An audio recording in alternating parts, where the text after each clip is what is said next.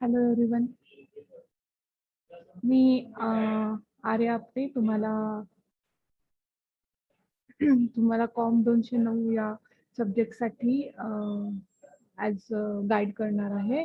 आणि आपल्या याच्यामध्ये आपल्याला अकाउंटिंगच्या वेगवेगळ्या फॅक्ट्स आपल्याला शिकायच्या आहेत.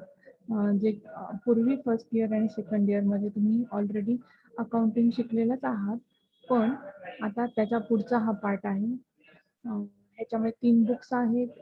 इन्व्हेस्टमेंट फर्म म्हणजे कृषी लेखे, नंतर फार्म अकाउंटिंग याला इंग्लिशमध्ये म्हणतात, तसंच कंपनी अकाउंट आणि बँकिंग कंपनी अकाउंट, असे 3 बुक्स त्याच्यामध्ये बेसिकली आहेत.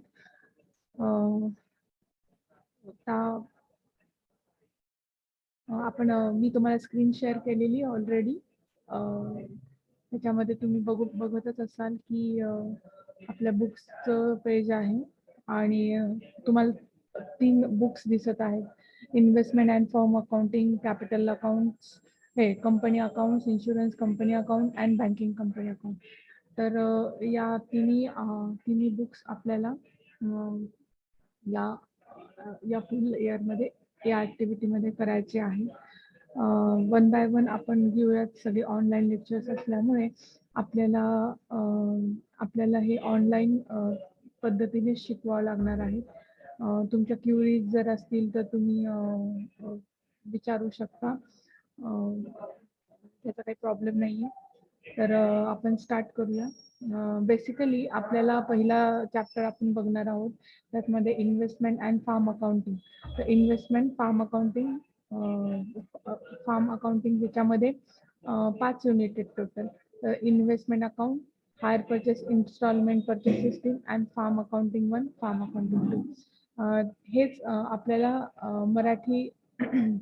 मराठी याच्यामध्ये पण गुंतवणूक, कृषी लेखे, प्रमंडळ विभाग, प्रमंडळ लेखे, बँक मंडळ लेखे आणि हे असे 3 पुस्तके आपल्याला अभ्यासायची आहेत. आणि जसं तुम्हाला माहितीच आहे की आपल्याला या पहिल्या पुस्तकातून आपण आता गुंतवणूक आणि कृषी लेखे आपण बघणार आहोत. पहिला घटक आहे गुंतवणूक लेखे, दुसरा घटक आहे भाडे खरेदी पद्धत, तिसरा घटक आहे हप्तेबंदी खरेदी पद्धत आणि चौथा घटक आहे कृषी उद्योग लेखे 1 आणि कृषी उद्योग लेखे 2. असे हे या पुस्तकातील घटक आहेत. तर आपण हे बघूयात. हे डिटेल अभ्यास करणार आहोत आपण. तर पहिला आहे इन्व्हेस्टमेंट अकाउंट. बेसिकली इन्व्हेस्टमेंट म्हणजे काय, तर आपण डे टू डे यूजमध्ये आपण इन्व्हेस्टमेंट कशामध्ये करतो, तर आपण एफडी म्हणजे फिक्स डिपॉझिट करतो बँकेमध्ये, किंवा साठवणूक करतो सेव्हिंग अकाउंटला. त्याच्यावर सुद्धा आपल्याला थोडासा इंटरेस्ट मिळतो. ती पण आपली एक इन्व्हेस्टमेंटच झाली. शिवाय आपण पोस्टामध्ये सुद्धा इन्व्हेस्टमेंट करतो. अजून मोठा जर लेडीजला माहितीच आहे त्याच्याबद्दल, ते म्हणजे गोल्डमध्ये आपण जास्त इन्व्हेस्टमेंट करतो. आपल्या प्रत्येक कार्य किंवा काही हॅपी ऑकेजन्स असतील तेव्हा गोल्ड, सिल्वर ऑर्नामेंट्स आपण परचेस करतो. ही म्हणजेच इन्व्हेस्टमेंट झाली थोडक्यात. तर ह्याचं अकाउंटिंग कसं होणार याच्याबद्दल आपण आता आज माहिती बघणार आहोत. तर याच्यामध्ये त्यांनी इन्व्हेस्टमेंटची एक डेफिनेशन दिलेली आहे, ही तुम्ही नोट डाऊन करा. मनी दॅट अर्न मनी. माझा कर्सर सध्या आहे ह्याच्यावर. आय थिंक सगळेजण बघत आहात. तर त्याच्यामध्ये मी कर्सर पॉइंट आउट केलेला आहे. Money that earns money is investment. तर हेच आपल्याला मराठीत जर बघायचं झालं तर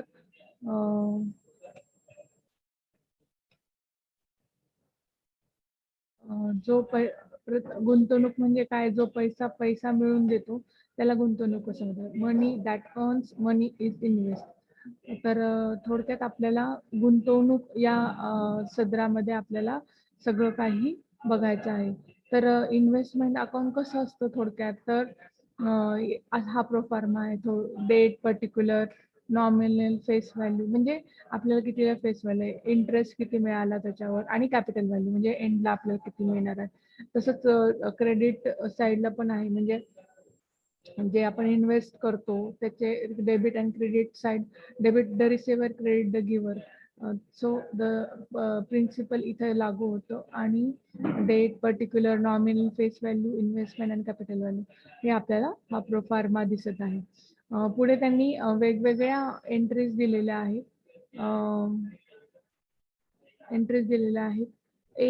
Mr. A buy debentures, face value 100, purchase value 90, interest receivable 1st January and date 1st July.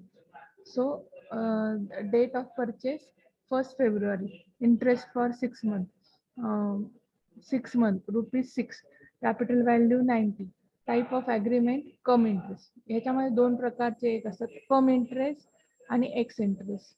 हे आपण बघणारच आहोत कशी याची एंट्री होते.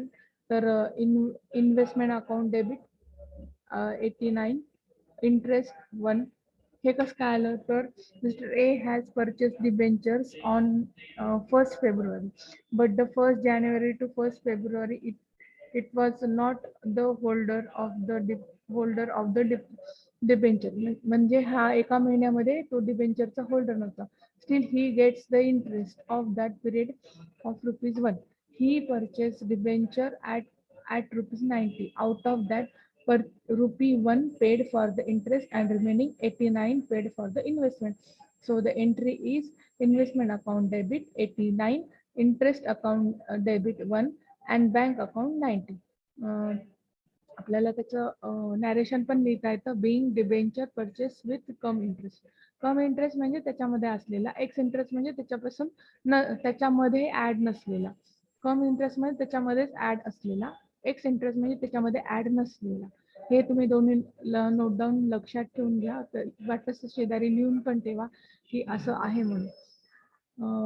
दुसरं त्यांनी दिलेलं आहे, insurance company purchase on ₹1 April 2001 10% government bonds of the face value of ₹10,000 at 98% cum interest. The interest is payable half yearly on 1st January and 1st July every year. The cost price of the investment is drawn as follows. आता face value काय आहे, 10,000. Purchase price काय आहे, 98%. कसं काय इथे लिहिलेलं आहे, कम इंटरेस्ट 98%. तर 9,800. ह्याला 10,000ला 98% जर काढलं तर आपल्याला 9,800 मिळेल. Plus 10% interest. 10% इंटरेस्ट कसं काय, तर इथे त्यांनी दिलेलं आहे 10% गव्हर्नमेंट बॉन्ड. जेव्हा केव्हा इंटरेस्टचा विचार येतो तेव्हा प्रत्येक गव्हर्नमेंट बॉन्डवर 10% असं हे असतं. त्याच्या पुढे जो लिहिलेलं असतं ते पर्सेंटेज असतं इंटरेस्टचं. तर लेस 10% ऑन 10,000 फॉर 3 months असं जर काढलं तर म्हणजे 10,000 into 10 divide by 100 into 3 divide by 12 असं जर काढलं तर तुम्हाला 250 अशी अमाऊंट येईल. मग 1st January 2001 to 1st April 2001 cost price of the purchase investment is 9,550. आणि त्याची जर्नल एंट्री अशी होईल की journal entry for this transaction investment account 9,550. हे आपण आता जे काढलं की नाही त्याचं इथं आपण घेतलेलं आहे. आता इंटरेस्ट किती आहे, तर 2,050. हे कसे आले, 10,000 into 10% into 3/12. So the answer is 2,050 being purchase investment with come interest. तर बेसिकली आपण जेव्हा गोल्ड किंवा ह्याच्यामध्ये करतो त्याच्याशिवाय एक अजून एका ह्याच्यामध्ये आपण इन्व्हेस्ट करतो ते म्हणजे गव्हर्नमेंट बॉन्ड किंवा सिक्युरिटीज, जे गव्हर्नमेंटच्या अखत्यारीत असतं आणि त्याच्यासाठी वेगळा इंटरेस्ट गव्हर्नमेंट आपल्याला पे करतं किंवा आपल्याला जर ते घेतलं असेल तर आपल्याला द्यावं लागेल. तर त्याच्यावर जर का लोन काढलं असेल तर आपल्याला ते द्यावं लागणार इंटरेस्ट. आणि जर का आपण ते घेतले असेल तर गव्हर्नमेंट आपल्याला पैसे देणार इंटरेस्टच्या स्वरूपात. आता हे झालं कम इंटरेस्टच्या बाबतीत, कम इंटरेस्ट सेलच्या बाबतीत. आता एक्स इंटरेस्ट सेलच्या बाबतीत कसं होतं, बी आता ह्याचं एक उदाहरण बघा. आता आपण सगळे जे बघितले ते कम इंटरेस्ट सेलच्या बाबतीत बघितले. आता कम एक्स इंटरेस्ट सेलच्या काही उदाहरणं बघू. तर B has sold debenture particular transaction of following. Face value of the debenture is 10. Sale price is debenture 107 म्हणजे 7 रुपयांनी जास्त. Interest receivable on 1st January and 1st July every year. Date of sale debenture 1st May. 6-month interest is ₹6. Type of sale is X interest. Listen, X interest इथे लिहिलेलं आहे. तर B has sold debenture on 1st May म्हणजे 1st May to July. These 2 months B was not investor म्हणजे तो investor नव्हता of the debenture. Still B will get interest 2 months. So seller receive the next installment at interest under X interest. तर त्याची entry काय होईल? Cash account debit 111. कसं काय? कारण त्यांनी 4 हा म्हणजे हे आहे 1 मे म्हणजे मे, जून, जुलै 3 मंथचा आपल्याला हे करता येणार नाही. फक्त 3 मंथचाच घ्यावा लागेल. तर त्याच्यासाठी त्यांनी ते 2 काढले आणि त्याचा इंटरेस्ट आहे 4. असा त्यांनी इंटरेस्ट कॅल्क्युलेट केले आणि फेस व्हॅल्यू आपल्या डिबेंचरची सेलिंग प्राइस काय 107 प्लस 4 इज इक्वल टू 111. तर हे झालं एक्स इंटरेस्टचा हे एक्स इंटरेस्टचा एक वन ऑफ द टाईप. आता हे ब्रोकरेज म्हणजे काय की आपण जेव्हा काही गव्हर्नमेंट सेक्युरिटीज घेतो आणि त्याच्या घेताना आपण ब्रोकरची मदत घेतो त्यावेळेस तो आपल्याला काय ब्रोकरेज फी चार्ज करतो. तर ही ब्रोकरेज फी सुद्धा आपल्याला एक्सपेन्सेस म्हणून काउंट करावं लागते. तर त्याच्यासाठी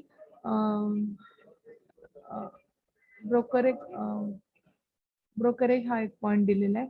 नंतर दुसरा आहे की bond share. Equity share holder of successful companies receive bonus share on the capitalization of reserve for which no amount is paid thereof. The amount will be entered in the nominal column and nothing will be entered in the capital column. म्हणजे त्याच्यामध्येच ते addition असते.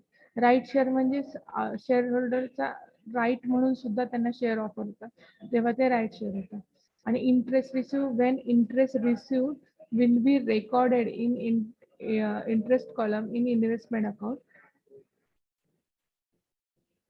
On credit side, investment on the investment is always calculated on face value. It is not calculated on the purchase value of invested. Accrued interest accrued. The interest from the interest date on the date of the opening balance will be calculated on the face value of the investment will be shown in investment column. Accrued interest. 6. Valuation of securities at a close of the accounting period and accounting treatment for investment transaction. आणि 1 by 1 असे त्याचे हे दिलेले. नंतर competition of interest on security. Interest on security is nominally received half yearly or quarterly and it is credited to the investment account by passing the next entry bank account debit to investment account interest column. तर या झाल्या concept आणि last एक point आहे त्यांनी दिलेला ते म्हणजे profit and loss investment. At the end of the year investment account it's close by the transferring the difference of the profit and loss account. म्हणजे आपला जो काय इन्व्हेस्टमेंट अकाउंट पूर्ण होईल तेव्हा जो बॅलन्स उरेल म्हणजे डेबिटला असो वा क्रेडिटला तो एक तर जर का रिसिव्ह असेल तर तो आपल्याला P&Lच्या क्रेडिटला घ्यावा लागतो आणि पेड असेल तर पेड करायचा असेल तर आपल्याला तो डेबिट साईडला घ्यावा लागणार. तर हे झालं ह्याच्या ट्रीटमेंट थोडक्यात. आता आता त्यांनी एक हे दिलेलं आहे illustration 6. The following transaction Ganesh took place during the year ended. आता बेसिकली आपल्याला जेव्हा म्हणजे दोन प्रकारचे क्वेश्चन म्हणजे दोन परीक्षांचा विचार करावा लागणार. एक तर ऑफलाईन परीक्षा आणि ऑनलाईन परीक्षा. 1 सेकंड.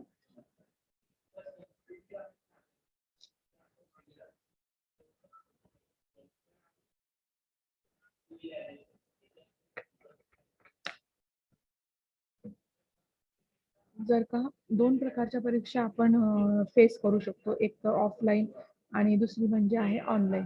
जर का ऑफलाईन असेल तर आपला ट्रेडिशनली आपण जसा पेपर सॉल्व करतो की 5 क्वेश्चन असणार आणि त्याच्यामध्ये त्याला ऑर पण क्वेश्चन असणार, प्रॉब्लेमचे काही क्वेश्चन असतील, काही थेरॉटिकल असतील.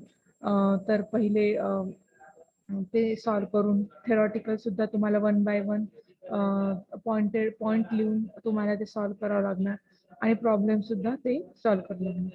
आता हे झालं आपण जे आतापर्यंत लिहित आलेलो आहे ते, म्हणजे सेकंड इयरला फर्स्ट इयरला आपण जे पेपर सॉल्व केले ते. आता थर्ड इयरला तुम्हाला जर का तशी थेरॉटिकल आली आणि म्हणजे ऑफलाईन असेल एक्झाम, तर तशा पद्धतीने लिहावं लागणार पेपर. पण आता जर का ऑनलाईन जर पेपर असेल तर ते मल्टिपल चॉईसचे क्वेश्चन असणार, तेव्हा तुम्हाला डीप या पुस्तकाचा अभ्यास करावा लागणार आणि प्रत्येक पॉईंट टू पॉईंट तुम्हाला क्लिअर करावं लागणार. So I just tell that go through the book and make it clear point to point and prepare for the online examination if university say. So the आता आपण problem solve करूया.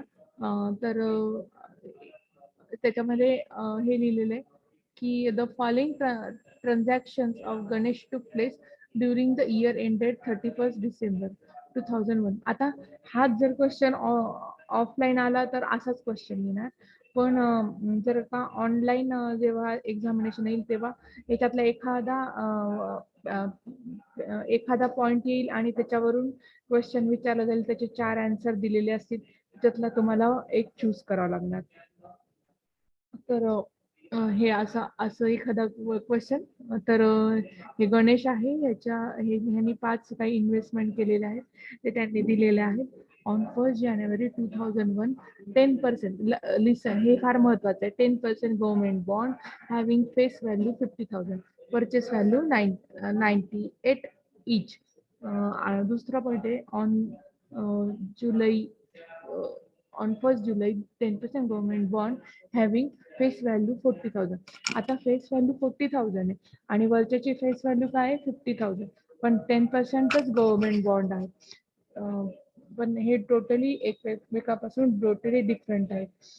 तर आणि नंतर हे sold at 105 each. Interest is payable on 1 January and 1 July every year. Ganesh closed the account 31st December 2001 every year. On 31st December 2001, the market of the government market of the bond was rupees 107 each. आता आपल्याला त्याच्यावरून आपल्याला हे account prepare करायचं आहे. तर त्यांनी face value आपण कितीला सोल्ड केलं, तर 50,000चं सोल्ड केले. ते कितीला केलं, तर हे बघा 50,000चे सोल्ड केले ते 98 ला इच असं म्हणलेले. आणि किती केले आपण त्या दिवशी शेअर फेस व्हॅल्यू ही आहे 50,000, परचेस रुपीज 98. तर आपल्याला त्याचं कॅपिटल व्हॅल्यू आहे 49. तसंच आपण 40,000ची जी फेस व्हॅल्यू तिचं आपल्याला 107 ला गेली, तर त्याची फेस व्हॅल्यू ही असेल. नंतर बँक इंटरेस्ट 6 मंथ 50,000 वर 2,500 अँड इंटरेस्ट ड्यू अॅक्रूड 500. हे आता त्यांनी दिलेले ते पॉईंट ते आपण फक्त दिलेले आहेत. आणि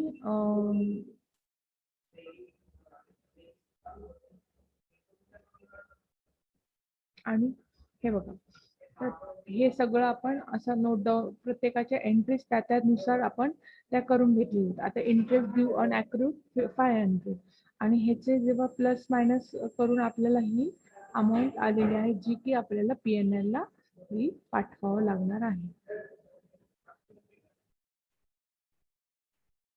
असेच त्यांनी वेगवेगळे उदाहरणं दिलेले आहेत.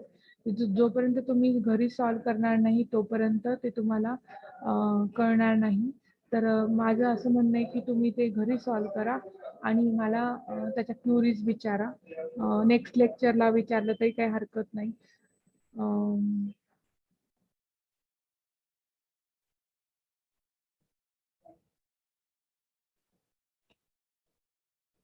हे असे सगळे वेगवेगळे प्रॉब्लेम आहेत. त्याच्या वर्किंग नोट सुद्धा दिलेल्या आहेत. ॲट द एंड तुम्हाला हे सॉल्व्ह करायचे आहेत घरी. बोनस अँड राईट इश्यूचे सुद्धा त्यांनी त्याच्यात ॲडिशन दिलेले आहे. Under writer, standing behind the issue, हे सगळे त्यांनी पॉईंट्स दिलेले आहेत. आता अंडर रायटर कोण आहे हे आपण आता बघणारच आहोत.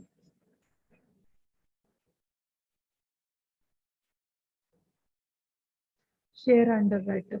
Company information involve risk of the various nature, one of which is that the share flows may not be subscribed to the desired extent. On overcome this particular risk, there has emerged a specific group of risk redeemer for the finance rights for the business concern. There are called underwriters. तर हे अंडररायटरचा हे आहे information. आता ह्याला मराठीमध्येच काय म्हणता येईल की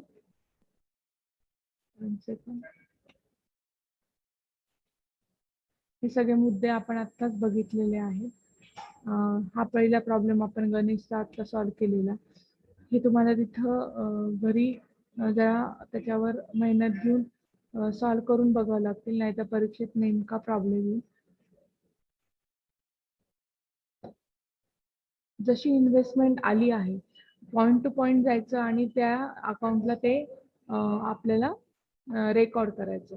हे सिम्पल लॉजिक आहे.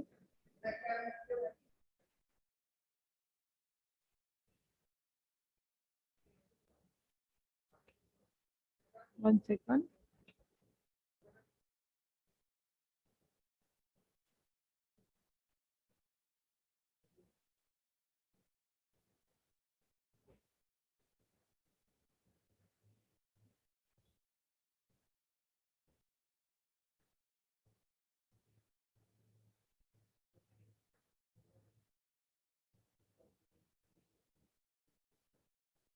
सार्वजनिक कंपनी स्थापन करण्यास कंपनीला मोठ्या प्रमाणात भांडवल गोळा करावे लागते. त्यासाठी कंपनीने उद्देशपत्रकाच्या माध्यमातून लोकांकडून पैसे गोळा करते. परंतु लोक नवीन कंपनी पैसे गुंतवण्यात त्यांची शाश्वती नसते. त्यामुळे कंपनी सुरू करण्यात अडचणी निर्माण होतात. कंपनी कायदा 1956 नुसार सार्वजनिक कंपनीत विक्रीसाठी काढलेल्या भागात भांडवलाच्या 90% रक्कम ही 120 दिवसाच्या आत लोकांकडून भांडवल रक्कम गोळा करणे बंधनकारक असते. या रकमेला किमान भागीदार रक्कम असे म्हणतात. जी व्यक्ती विक्रीस काढलेले भांडवल घेण्याची हमी घेते त्या व्यक्तीला भाग विमेदार असे म्हणतात. ठीक आहे.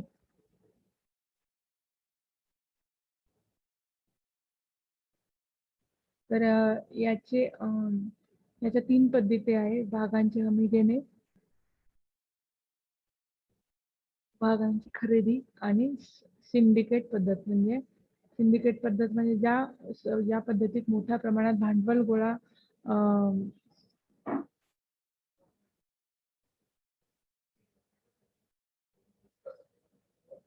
मोठा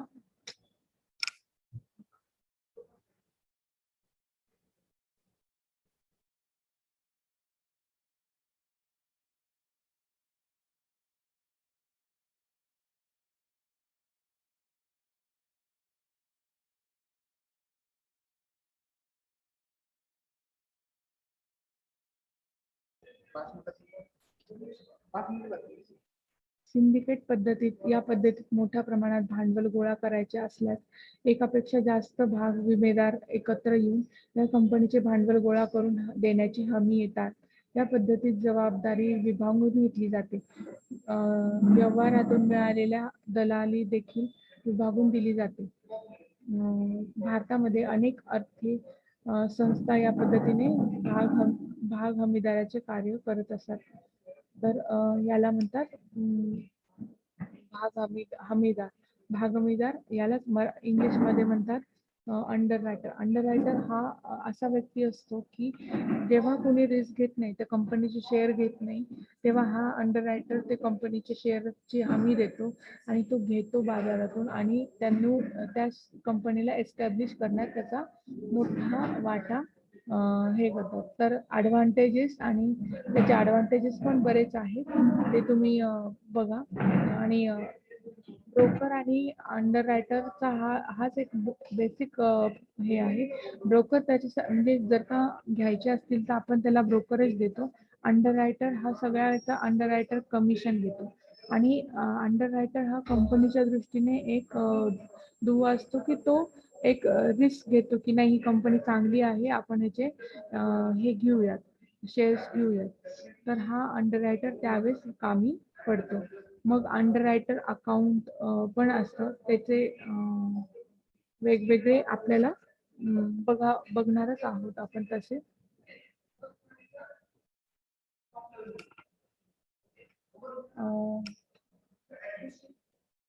तर आपल्याला अंडर